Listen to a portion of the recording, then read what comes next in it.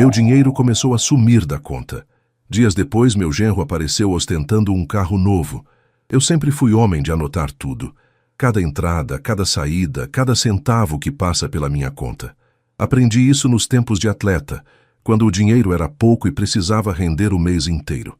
Então, quando olhei para o extrato e vi aquela transferência de R$ 1.200 que eu não tinha feito, meu estômago gelou. Conferi de novo, achando que era erro do banco. Mas não era. Alguém tinha feito um Pix da minha conta sem eu saber. E quando voltei nos extratos antigos, vi que não era a primeira vez. Sentei na mesa da cozinha com todos os extratos impressos espalhados na minha frente.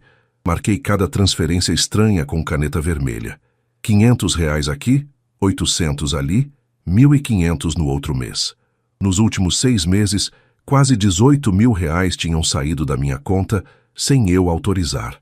R$ 18.000 que juntei centavo por centavo durante anos de trabalho, guardando para emergências, para a reforma da academia, para futuro da minha neta. Senti a raiva subir pelo peito, mas respirei fundo. Raiva sem estratégia não serve para nada. Precisava descobrir quem estava fazendo isso antes de tomar qualquer atitude. 3 dias depois da descoberta, fui visitar minha filha Patrícia. Quando dobrei a esquina da rua dela, vi um Jeep Compass prata 0 km, brilhando no sol da tarde, estacionado na garagem. Meu genro Fábio estava passando pano no capô, sorrindo como quem acabou de ganhar na loteria. Quando me viu, veio todo animado falar do carro novo, dizendo que tinha conseguido uma promoção no trabalho. Mas enquanto ele falava, tudo que eu conseguia pensar era com que dinheiro. E foi naquele momento, olhando para o sorriso falso dele, que as peças começaram a se encaixar na minha cabeça. Meu nome é Jorge Silva, tenho 63 anos e passei mais da metade da minha vida em quadras de vôlei. Comecei a jogar aos 12 anos numa escolinha de bairro aqui em Curitiba, lá no Cajuru, zona leste da cidade. Era filho de operário da indústria e dona de casa que fazia bolo para vender. A gente não tinha dinheiro sobrando, mas minha mãe sempre dizia que esporte ensina caráter, então me matriculou. Descobri que tinha jeito para o vôlei. Era alto, coordenado e, principalmente, tinha disciplina. Acordava cedo para treinar antes da escola, estudava à tarde e treinava de novo à noite. Aos 18 anos fui convocado para a seleção paranaense. Aos 22, joguei pela primeira vez na seleção brasileira, categoria de base. Não cheguei a ser estrela, não fui olímpico, mas tive uma carreira digna na década de 80 e 90. Joguei em times bons, ganhei alguns campeonatos estaduais, trouxe orgulho para minha família.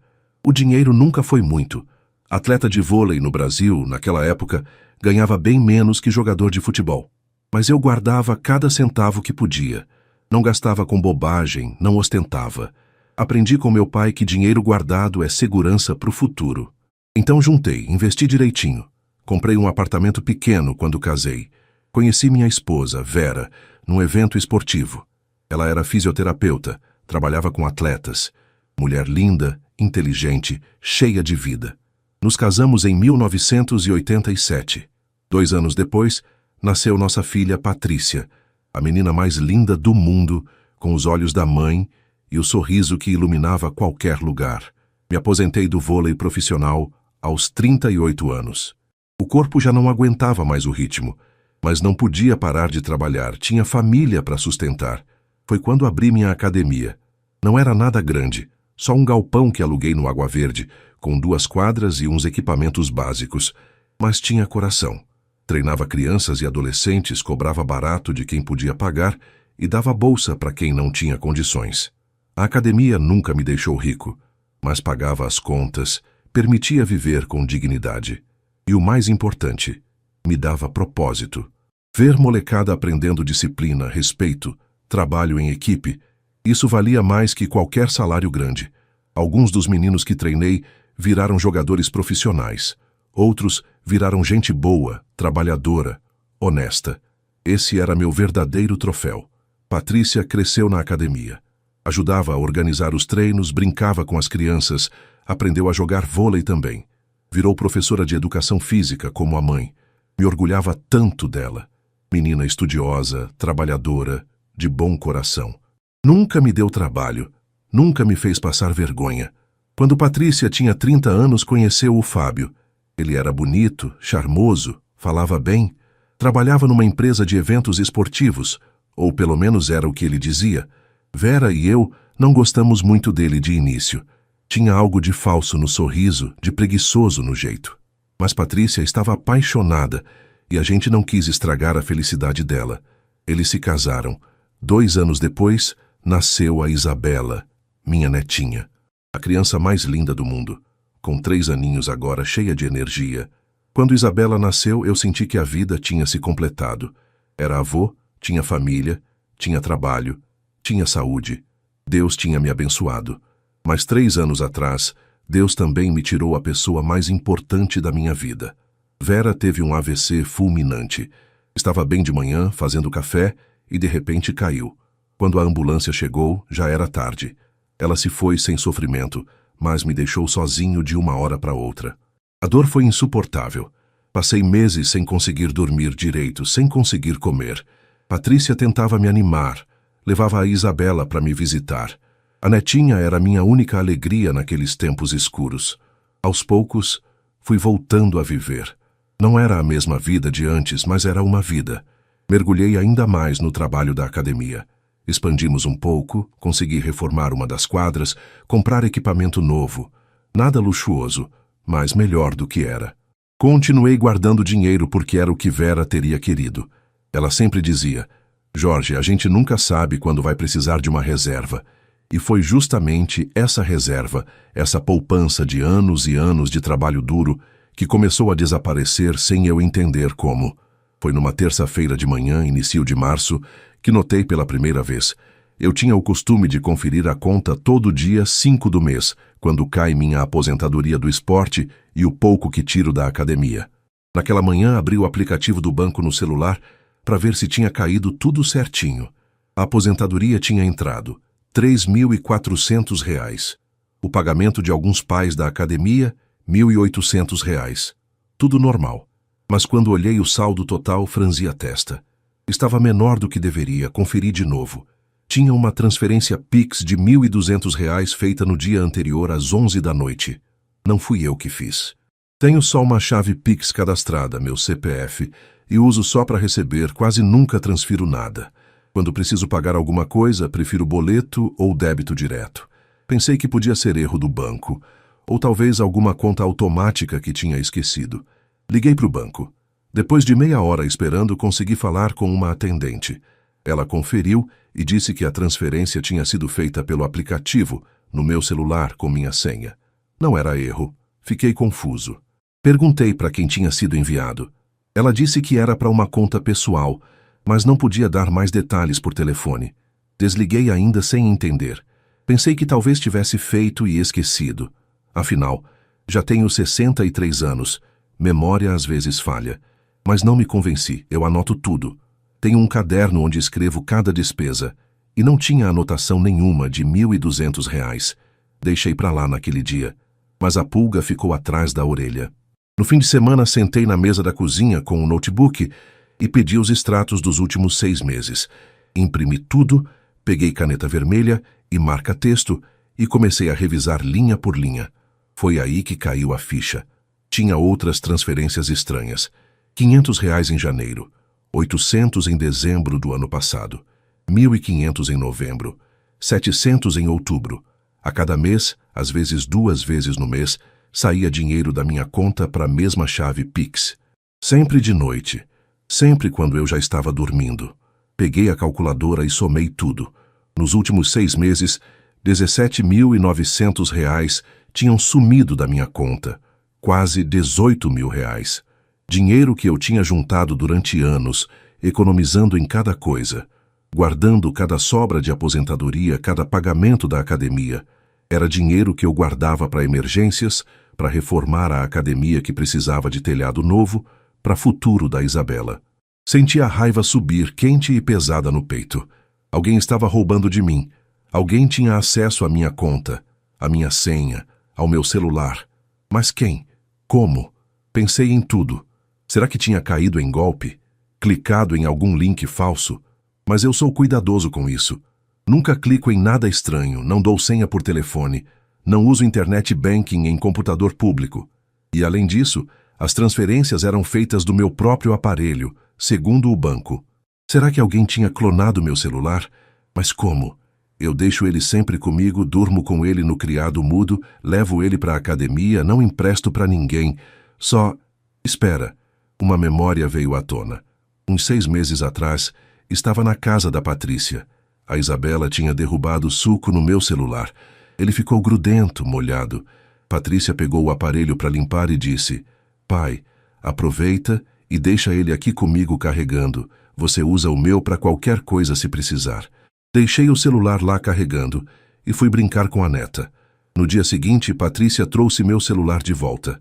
Naquela época, meu aplicativo de banco ficava logado, porque achava chato ter que digitar senha toda vez. Será que... Não, impossível. Minha filha jamais faria isso. Jamais. Mas e o Fábio? Afastei o pensamento. Não podia ser. Não queria acreditar. Mas a semente da desconfiança já tinha sido plantada. Resolvi fazer uma coisa. Fui no banco pessoalmente. Falei com o gerente. Expliquei a situação.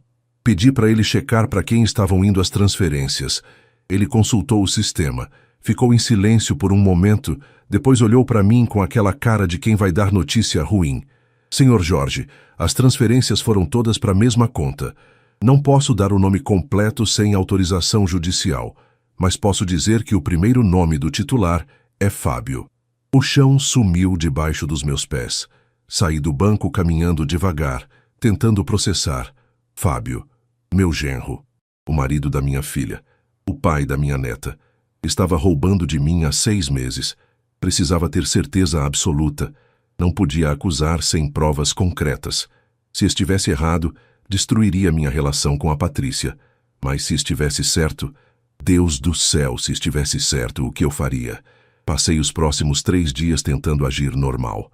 Não liguei para Patrícia. Não quis levantar suspeita. Continuei na academia, treinando os meninos, fingindo que estava tudo bem. Mas por dentro, fervia. Na sexta-feira à tarde, decidi ir visitar minha filha. Era algo que fazia direto, pelo menos 2 vezes por semana, para ver a Isabela. Peguei o carro, um Palio 2010, que sempre me serviu bem, e fui até o bairro Batel, onde eles moram num apartamento de 2 quartos. Quando virei a rua, a primeira coisa que vi foi o Jeep Compass. Prata, reluzente, 0 quilômetro ainda com o cheiro de carro novo que dava para sentir de longe. Estava estacionado bem na frente do prédio. Fábio estava do lado, passando pano no capô, todo orgulhoso. Estacionei atrás e desci do carro. Meu coração batia rápido, mas mantive a expressão neutra. Fábio me viu e veio correndo, com aquele sorriso largo que sempre me incomodou. "Sogro, que surpresa boa, olha só." Ele bateu no capô do Jeep. Consegui finalmente. Jeep Compass Longitude, motor turbo, 0 quilômetro. Tá lindo demais, né? Olhei pro carro. Devia custar fácil uns 180, 200 mil reais. Olhei pro Fábio. "Bonito mesmo. Como você conseguiu?" Ele deu aquele risinho meio nervoso. "Ah, sogro, finalmente a empresa reconheceu meu trabalho. Me deram uma promoção boa, aumento no salário e consegui financiar. Deram uma condição excelente, entrada pequena, parcelas suaves." Fingi acreditar. "Que bom, Fábio, fico feliz por vocês. A Patrícia deve estar contente." "Tá sim. Ela até chorou quando viu." Ele continuou esfregando o carro como criança com um brinquedo novo. "Quer dar uma volta?" "Não, obrigado. Vim só ver a Isabela rapidinho." Subi pro apartamento antes que ele insistisse. Patrícia estava na sala, com a Isabela brincando no tapete. Quando me viu, levantou e me abraçou forte. "Oi, pai. Viu o carro do Fábio? A gente tá tão feliz." Forcei um sorriso. "Vi sim, filha. Bonito." Me abaixei para pegar a Isabela no colo. A netinha se jogou nos meus braços, gritando "Vovô", com aquela voz de criança que derrete qualquer coração. Fiquei ali brincando com ela, mas minha cabeça estava longe. Patrícia foi fazer café. Aproveitei para perguntar casualmente: "E esse financiamento, filha? Conseguiram condição boa mesmo?" Ela voltou da cozinha com as xícaras. "Ah, pai, nem sei direito dos detalhes. O Fábio que cuidou de tudo. Mas ele disse que a empresa dele está indo muito bem, que o salário aumentou bastante. Finalmente podemos respirar mais tranquilos, sabe? Vinha sendo tão apertado, apertado. Claro que vinha sendo apertado, porque o marido dela não prestava para trabalho de verdade. Sempre com desculpa, sempre inventando que o projeto caiu, que o cliente cancelou, que a empresa atrasou o pagamento. E enquanto isso, roubava do sogro para ostentar. Tomei o café rápido e me despedi. Quando estava saindo, Fábio entrou no apartamento. Já vai, sogro? Fica mais um pouco. Preciso ir.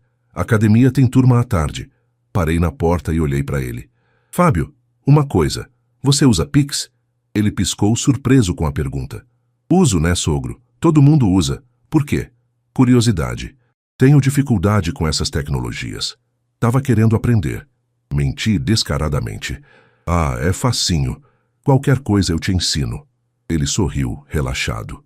Totalmente relaxado. Como se não tivesse nada a esconder.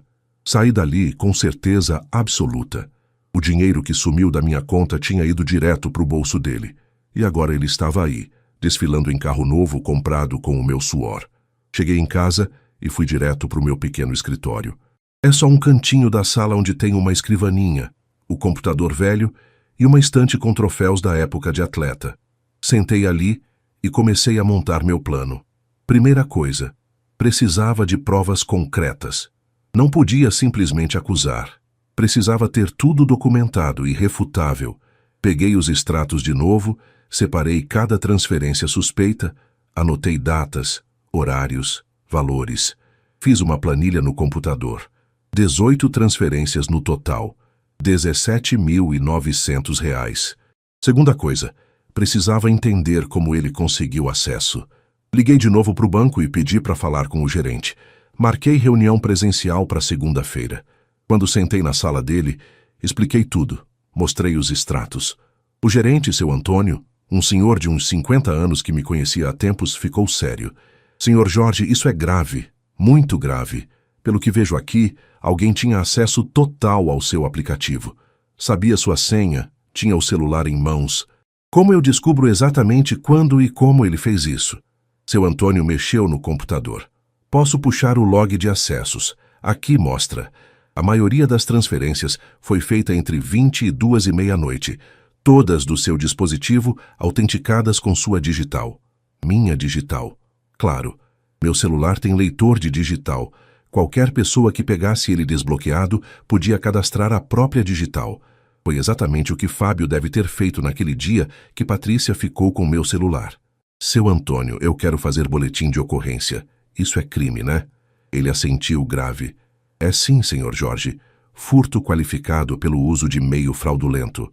Pode dar de 2 a 8 anos de prisão. E como é parente, pode ter agravante. Me dá um documento com todas essas informações. Preciso de tudo oficial. Seu Antônio imprimiu um relatório completo. Cada transferência, data, hora, valor, conta destino com nome parcial. Fábio Mipiams. Tudo certificado pelo banco. Guardei aqueles papéis como se fossem ouro. Terceira coisa, procurei um advogado. Não qualquer advogado, mas o Dr. Marcelo, que tinha sido atleta comigo nos anos 80. Virou advogado criminalista depois de se aposentar do esporte. Homem sério, competente, de confiança. Marquei com ele numa cafeteria perto do fórum. Levei todos os documentos. Quando mostrei tudo, Marcelo ficou indignado. Jorge, isso aqui é caso de polícia. Você precisa registrar boletim de ocorrência urgente. Eu sei, mas Marcelo é meu genro, pai da minha neta. Se eu fizer isso, acaba com a família da minha filha. Marcelo me olhou nos olhos com aquela seriedade de quem já viu muita coisa na vida. Jorge, ele que acabou com a família quando decidiu roubar você. Você não está destruindo nada, você está fazendo justiça. E mais, se você não fizer nada, ele vai continuar. Vai roubar mais, vai mentir mais, vai destruir sua filha aos poucos. Aquilo caiu como soco no estômago porque era verdade. O que você acha que eu devo fazer? Primeiro, bloqueia o acesso dele imediatamente. Troca todas as suas senhas, cadastra nova digital no celular, ativa a autenticação de 2 fatores em tudo. Segundo, faz o boletim de ocorrência com todos esses documentos. Terceiro, decide se quer processar criminalmente ou tentar resolver fora da justiça. E se eu processar? Ele vai responder por furto qualificado. Com essas provas é condenação na certa. Vai ter que devolver o dinheiro, pagar multa, provavelmente cumprir serviços comunitários ou até reclusão, dependendo do juiz, e vai ficar com nome sujo, antecedentes criminais. Fiquei em silêncio, processando. Marcelo continuou. Mas Jorge, sinceramente, como seu amigo, não como advogado, esse cara não presta. Ele roubou você durante 6 meses, frio e calculista, comprou o carro zero com teu dinheiro e teve coragem de mostrar na tua cara. Isso não é erro, é caráter podre. Ele tinha razão. Todo mundo tem momento de fraqueza, mas isso não foi momento, foi planejamento, foi crueldade. Foi 6 meses de roubo consciente, deliberado. Vou fazer o boletim, decidi, e vou processar. Mas antes, vou dar uma chance para ele confessar. Marcelo franziu a testa. Não recomendo. Ele pode fugir, pode esconder patrimônio. Não vai ter tempo. Vou fazer do meu jeito, Marcelo. Quero olhar na cara dele. Quero dar a chance de ele assumir o que fez. Se mentir, aí sim vai ver o que é bom para tosse. Saí do encontro com Marcelo com tudo decidido. Passei na delegacia e fiz o boletim de ocorrência. Levei todos os documentos do banco. O delegado, depois de ouvir tudo e analisar as provas, disse que era caso claro de crime. Registrou tudo oficial. Agora vinha a parte difícil. Confrontar o Fábio sem avisar a Patrícia antes. Precisava que ela estivesse presente, que visse tudo acontecer com os próprios olhos. Só assim ela acreditaria. Marquei um almoço de domingo na minha casa. Disse para Patrícia que queria reunir a família, matar a saudade, que fazia tempo que não fazíamos isso. Ela topou na hora, toda animada. Disse que ia levar a Isabela e que o Fábio também ia. Convidei também o Dr. Marcelo e a esposa dele, que são amigos de longa data e que Patrícia conhece desde criança. Disse que era um almoço informal, nada demais. Marcelo entendeu que era estratégia, queria testemunhas. No sábado, passei o dia preparando tudo. Fiz uma feijoada, a comida que Vera fazia para os domingos especiais. Arrumei a mesa com calma, coloquei a toalha bonita, os pratos bons. Não era celebração, era despedida. Despedida da família que eu achava que tinha. Também separei todos os documentos numa pasta. Extratos bancários, relatório do banco, boletim de ocorrência, tudo organizadinho. Deixei escondido no escritório. Na hora certa ia buscar. Domingo chegou com céu azul e sol forte de março. Patrícia foi a primeira a chegar, com a Isabela toda arrumada de vestidinho rosa. A netinha correu pro meu colo gritando "vovô", e meu coração apertou. Aquela criança ia crescer sem entender por que o pai dela ia preso. Mas não era culpa minha. Era culpa de quem fez a escolha errada. Fábio chegou logo depois com aquele sorriso largo, cumprimentando todo mundo. Veio de bermuda e camisa polo, óculos escuros de marca na cabeça, cheirando a perfume caro. Dinheiro que não era dele sendo gasto em aparência. Senti nojo, mas mantive a cara limpa. Dr. Marcelo e a esposa chegaram por último. Sentamos todos para almoçar. A comida estava boa, a conversa fluía. Patrícia falava animada sobre os alunos dela. Fábio contava histórias falsas sobre o trabalho. Isabela comia feijão com a mão sujando tudo. Parecia um domingo normal. Mas meu estômago estava embrulhado. Depois da sobremesa, quando todos estavam satisfeitos e relaxados, me levantei. Pessoal, antes de servir o café, queria falar uma coisa importante. Todos olharam para mim. Patrícia sorriu. Fala, pai, tá com cara de quem vai dar notícia boa? Respirei fundo. Não é bem uma notícia boa, filha. É uma coisa séria que preciso resolver aqui, na frente de todo mundo. Fui até o escritório, peguei a pasta, voltei para a sala, coloquei a pasta na mesa. O sorriso de Patrícia sumiu. Pai, o que é isso? Olhei direto para o Fábio. Ele estava tenso, mas ainda tentava manter a pose. Fábio, nos últimos 6 meses, alguém fez 18 transferências da minha conta bancária sem minha autorização. No total, R$17.900 sumiram. Você sabe alguma coisa sobre isso? O silêncio foi total. Patrícia arregalou os olhos. Fábio ficou branco. Eu? Sogro, do que você está falando? Abri a pasta. Peguei os extratos. Tô falando disso aqui. Transferências Pix feitas do meu celular, da minha conta, para uma conta no nome de Fábio M. Sempre de noite, sempre quando eu estava dormindo. Você sabe alguma coisa sobre isso? Ele engoliu seco. Sogro, deve ser engano. Tem um monte de Fábio no Brasil. O banco confirmou que foi pro seu CPF, Fábio. Minha voz saiu dura como pedra. Não é engano. É roubo. Patrícia se levantou da cadeira. Pai, para com isso. O Fábio não faria uma coisa dessas. Faria sim, filha. E fez. Peguei o relatório do banco. Aqui tá tudo. Data, hora, valor, conta destino. Tudo certificado pelo banco. E aqui? Peguei outro papel. O boletim de ocorrência que registrei sexta-feira passada. Fábio levantou também, agora vermelho de raiva ou de vergonha, não dava para saber. Isso é ridículo. Eu não roubei nada de ninguém. Então me explica como quase 18 mil reais saíram da minha conta e foram para tua. Olhei para ele sem piscar. Me explica como você, que estava apertado financeiramente segundo a Patrícia, conseguiu comprar um Jeep Compass 0 km. Me explica, Fábio. Patrícia estava tremendo. Pai, você está acusando meu marido de roubar você? Você enlouqueceu, Fábio? Fala alguma coisa. Fábio tentou manter a pose, mas eu via o desespero nos olhos dele. Patrícia, seu pai está confundindo as coisas. Eu não sei de onde ele tirou isso. Eu vou te ajudar a lembrar. Mantive a voz calma, fria. 6 meses atrás, quando a Isabela derrubou suco no meu celular e você ficou com ele carregando. Você aproveitou que o aplicativo do banco estava logado, cadastrou tua digital no meu celular e começou a fazer transferências. Não foi, Fábio? Ele ficou mudo. Patrícia olhou para o marido, depois para mim, depois para o marido de novo. Fábio, fala que não é verdade. Fala. Dr. Marcelo se manifestou pela primeira vez. Fábio, como advogado, preciso te informar que mentir agora só vai piorar tua situação. Tem boletim de ocorrência, tem provas documentais, tem certificação bancária.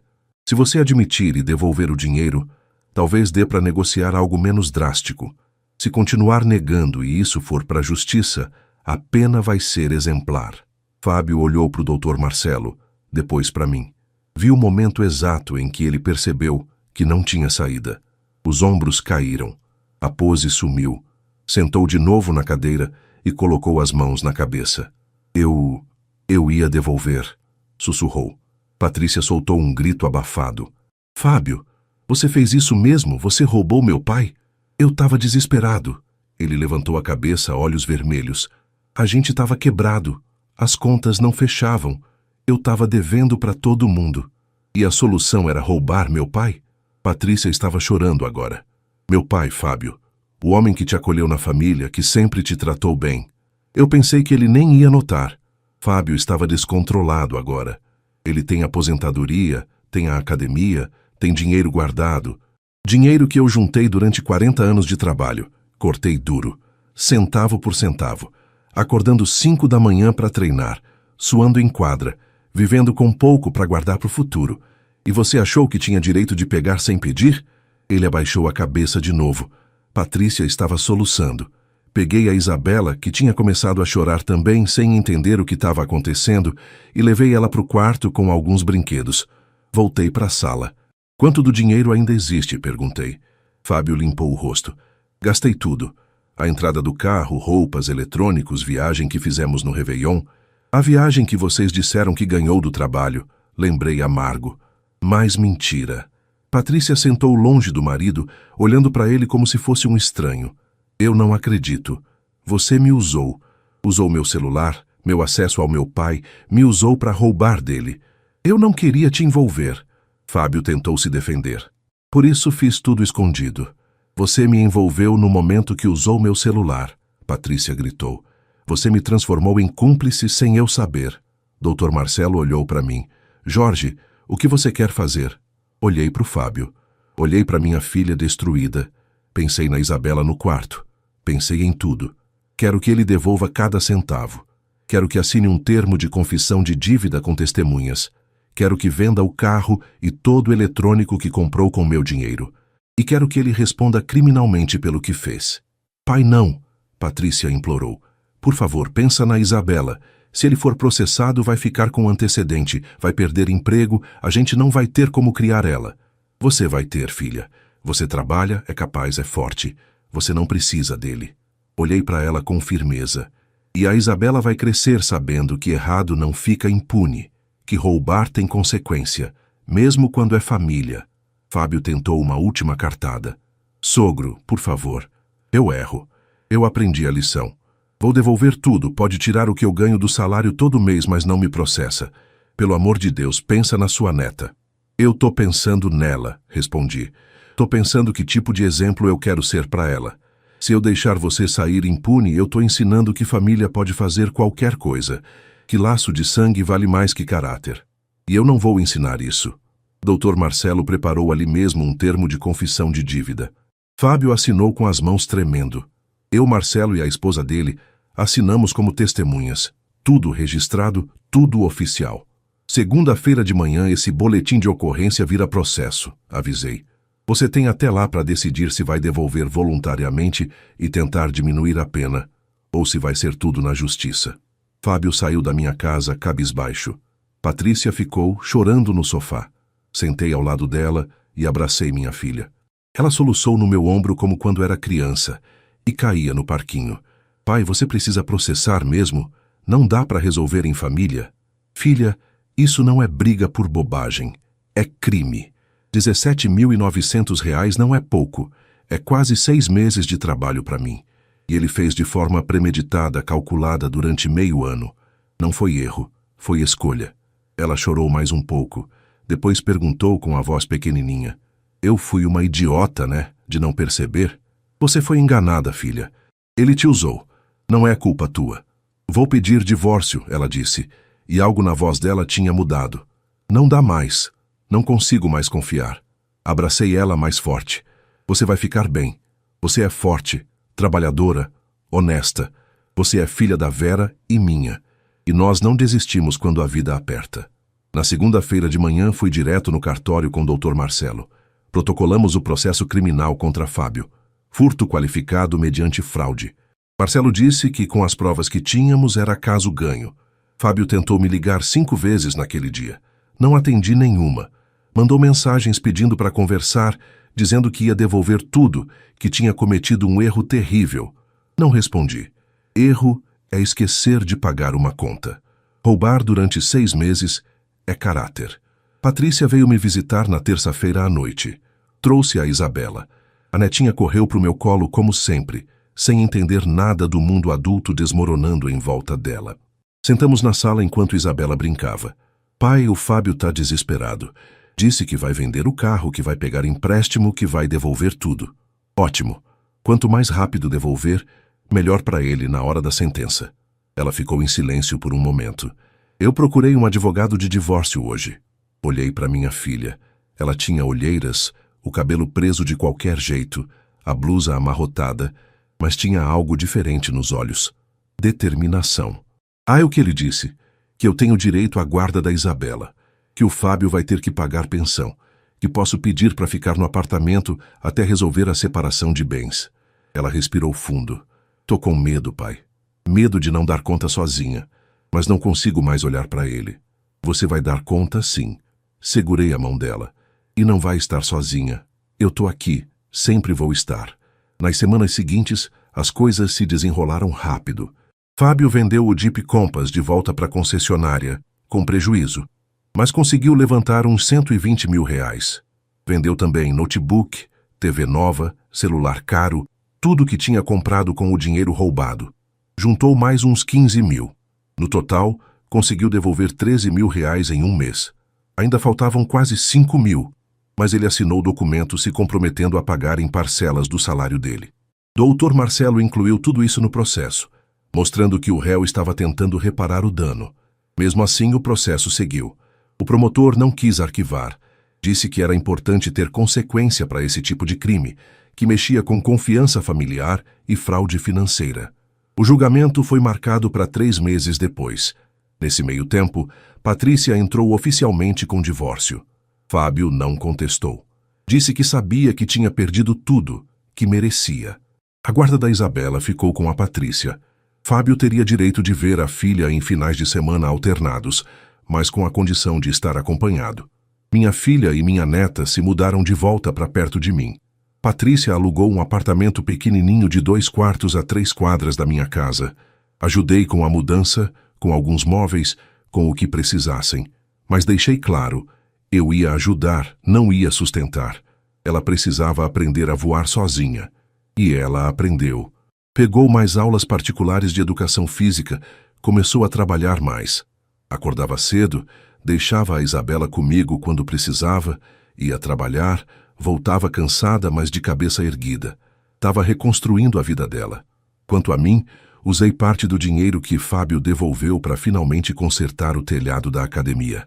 O resto guardei de novo, dessa vez em uma conta que só eu tinha acesso, com senha forte e autenticação dupla.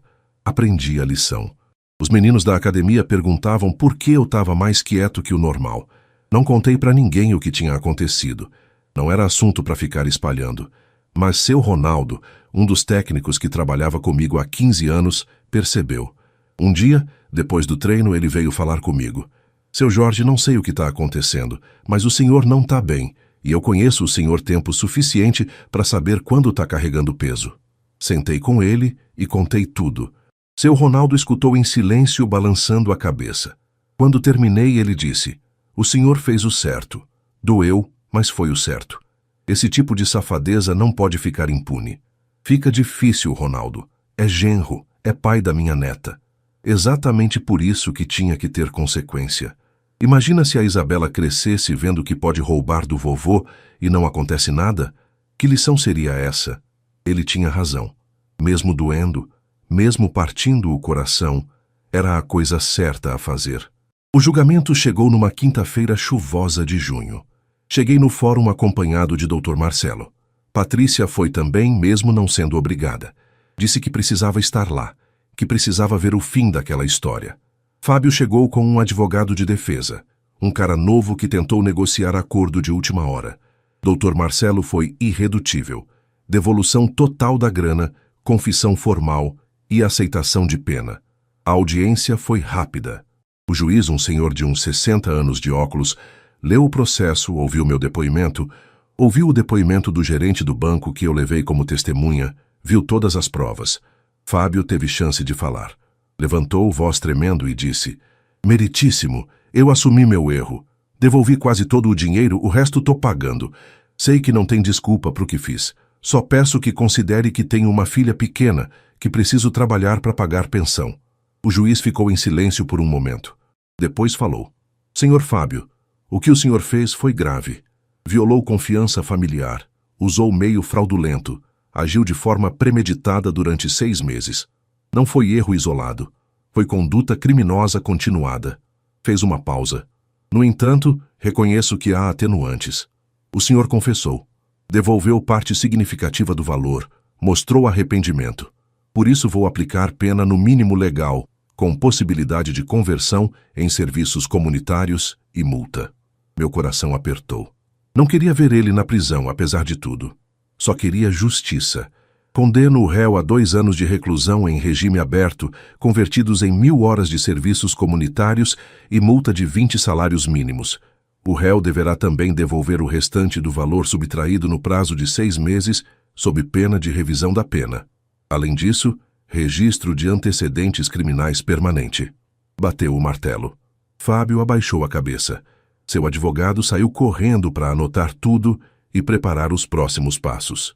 Saí do fórum sentindo um peso imenso nos ombros. Não tinha alegria nenhuma, só cansaço. Patrícia me abraçou na porta. Obrigada, pai, por não deixar passar. Eu sei que doeu em você tanto quanto em mim. Doeu sim, filha, mas era necessário. Dr. Marcelo colocou a mão no meu ombro. Você fez o certo, Jorge. Agora vai lá viver tua vida, cuidar da tua neta, tocar tua academia. Esse capítulo acabou. Mas ainda faltava um capítulo. Um que eu não esperava. 2 meses depois do julgamento, numa tarde de sábado, estava na academia treinando um grupo de adolescentes, quando Dona Aparecida, a moça que cuida da secretaria, veio me chamar. Seu Jorge, tem uma pessoa querendo falar com o senhor lá fora. Saí e dei de cara com Fábio. Ele estava magro, barba por fazer, roupa simples. Nada do cara metido que ostentava carro. Meu primeiro instinto foi mandar ele embora, mas algo na postura dele, nos ombros caídos, me fez parar. O que você quer? Só 5 minutos, por favor. Depois eu vou embora e nunca mais volto se o senhor quiser. Suspirei. Indicamos um banco ali do lado de fora da academia, debaixo de uma árvore. Sentamos sem se olhar. Fábio começou. Eu vim pedir desculpa, de verdade. Não para tentar reverter nada, não para pedir nada. Só para dizer que o senhor tinha razão. Eu era um merda. E continuo sendo em vários aspectos, mas tô tentando melhorar. Fiquei em silêncio. Ele continuou. Tô fazendo os serviços comunitários num hospital público. Limpo o chão, ajudo a carregar paciente, faço o que mandam. É humilhante? É, mas eu mereço. E sabe o que tô aprendendo? A ver gente de verdade. Gente que sofre, que luta, que trabalha honesto. Deveria ter aprendido isso antes de roubar teu sogro. Falei, duro. Eu sei, e não tenho desculpa. Fui criado com tudo na mão. Achava que o mundo me devia. Quando casei com a Patrícia, pensei que ia continuar tendo tudo fácil. Mas a vida não é assim. E quando apertou, em vez de assumir e trabalhar, eu roubei. Do pior jeito possível de quem confiava em mim. Ele limpou o rosto, tentando controlar a emoção. A Isabela me perguntou ontem por que o vovô não gosta mais do papai. Eu tive que explicar para uma criança de 3 anos que o papai fez uma coisa muito errada. Foi a pior conversa da minha vida. Olhei para ele pela primeira vez. Você devia ter pensado nisso antes. Eu sei. E agora não tem volta. Perdi a Patrícia. Perdi sua confiança. Quase perdi o direito de ver minha filha. Tô morando num quartinho de pensão, trabalhando de vendedor numa loja de materiais de construção, ganhando salário mínimo. Metade vai para a pensão da Isabela, metade para pagar o que ainda devo para o senhor. E veio aqui para quê? Para eu sentir pena? Não, vim agradecer. Isso me pegou de surpresa. Ele explicou. O senhor podia ter me espancado, podia ter me humilhado publicamente, podia ter feito eu perder tudo de forma muito pior. Mas o senhor foi cirúrgico. Usou a lei, usou a justiça. Me ensinou que consequência existe. E isso, por mais que doa, é um presente. Fiquei sem palavras. Um presente? É, porque agora eu sei quem eu era, e sei quem eu não quero mais ser. Tô longe de ser homem direito, mas pela primeira vez na vida, tô tentando de verdade. Não por obrigação, mas porque vi o exemplo do senhor. 73 anos trabalhando honesto, guardando centavo por centavo, ajudando molecada pobre, vivendo com dignidade. E eu, com 37, achando que podia roubar isso. Fábio levantou. Só isso que eu queria dizer. Desculpa por tudo e obrigado por não ter me matado quando descobriu, porque Deus sabe que o senhor tinha motivo. Ele começou a andar. Chamei. Fábio. Ele parou e virou. Você ainda deve R$ 4.300. Quero tudo até dezembro. Vai ter, seu Jorge, pode contar. E outra coisa, se você realmente quer ser pai decente para Isabela, prova com atos, não com palavras. Paga a pensão em dia. Aparece nos fins de semana que tem direito. Estuda, cresce, vira gente. Minha neta merece um pai de verdade, não um vagabundo. Ele engoliu seco e assentiu. Vou tentar. Juro que vou tentar. Ele foi embora, e eu fiquei ali sentado, processando. Não tinha perdoado. Perdoar não significava esquecer ou fingir que não aconteceu. Mas pela primeira vez, vi arrependimento genuíno. E isso, de alguma forma estranha, aliviou um pouco o peso que eu carregava. 6 meses depois, em dezembro, Fábio terminou de pagar o último centavo que devia. Trouxe pessoalmente, numa sexta-feira à tarde. Não quis entrar na academia. Só me entregou o envelope com o dinheiro e disse, tá tudo aí, seu Jorge. Quitado. Conferi. R$ 4.300 em dinheiro. Recibo eu mando por e-mail, falei. Ele acenou e ia embora quando falei, Fábio. Ele parou. Patrícia me contou que você não perdeu nenhum fim de semana com a Isabela e que tá pagando pensão em dia. Tô sim, senhor. Continue assim. Foi tudo o que disse. Ele sorriu pela primeira vez, um sorriso cansado, mas genuíno, e foi embora. Usei aquele dinheiro todo, os 17.900 que recuperei, para fazer algo que Vera teria adorado. Criei um fundo de bolsas permanente na academia. Todo ano, 5 meninos de família pobre ganham bolsa completa. Treino, uniforme, equipamento, tudo pago. A única condição é manter nota boa na escola e respeitar os outros. No dia da inauguração do programa, convidei Patrícia e Isabela. Minha filha tinha engordado um pouco, estava com o cabelo arrumado, sorrindo de verdade. Tinha conhecido um rapaz na academia onde ela trabalhava, professor de natação, gente boa. Não estava namorando ainda, mas dava para ver que tinha interesse mútuo.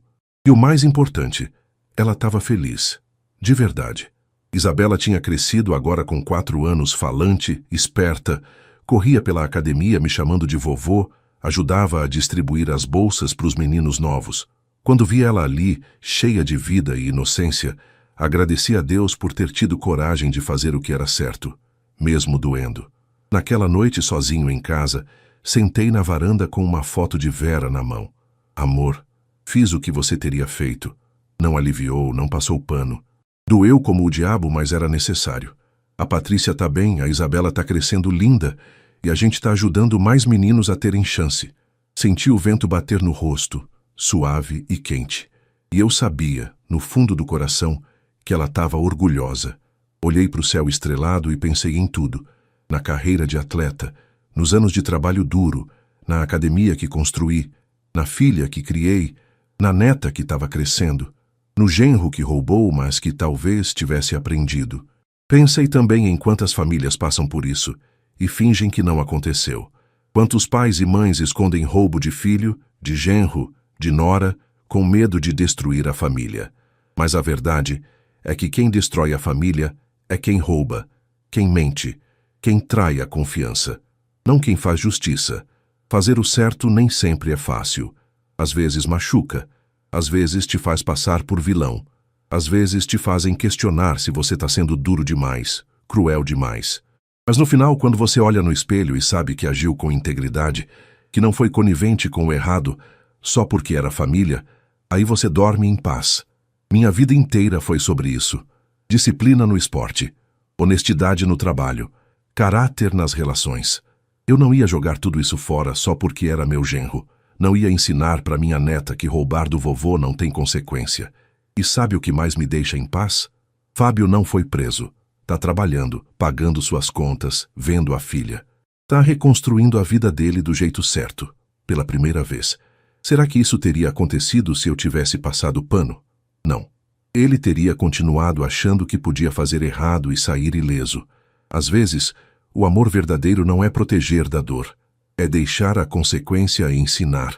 É ser firme quando todo mundo espera que você alivie. É escolher o certo em vez do fácil. Levantei da cadeira, guardei a foto de Vera e fui para dentro de casa. Amanhã tinha treino cedo com os meninos. Tinha academia para tocar. Tinha neta para buscar na escolinha. Tinha vida para viver. E essa vida construída com suor, honestidade e dignidade, ninguém ia tirar de mim. Nem com mentira, nem com roubo, nem com chantagem emocional. Porque eu sou Jorge Silva, ex-atleta, pai, avô, dono de academia e, acima de tudo, homem de caráter. E caráter não se negocia, nem por sangue, nem por nada.